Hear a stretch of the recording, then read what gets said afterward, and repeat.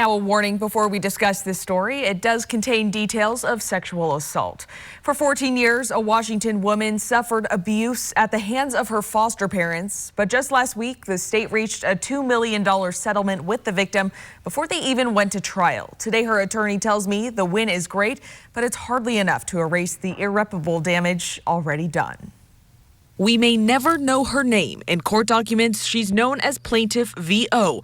But what we do know is that she is a survivor. She has made incredible strides in trying to deal with what she is going through and what she's gone through. Attorney Jeff Kreutz says it all started in 1995. When VO was 3.5 years old, she was placed by the state of Washington into a foster family's home in Kennewick, even though CPS had already received complaints about the husband. Another foster child, who was a teenage girl at that time, had complained to her social worker that she was being sexually assaulted by the foster father. Court documents tell the shocking stories of physical and sexual abuse.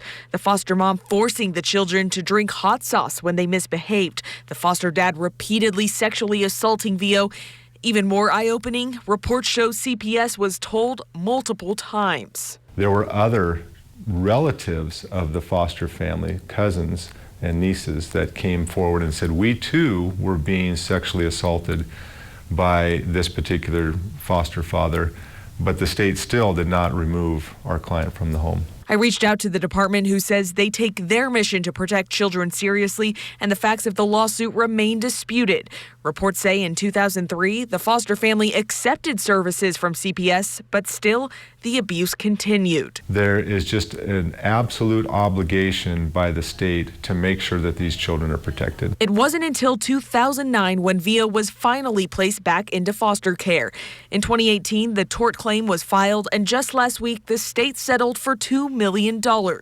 Kreutz says, as unfortunate as it is, it's cases like this that make change. That the state policymakers actually take notice and say, okay, hey, we need to make differences. We need to make changes in policies. We need to make legislative changes. We need to make training changes, and we need to make enforcement changes. And it has to happen. It just has to happen.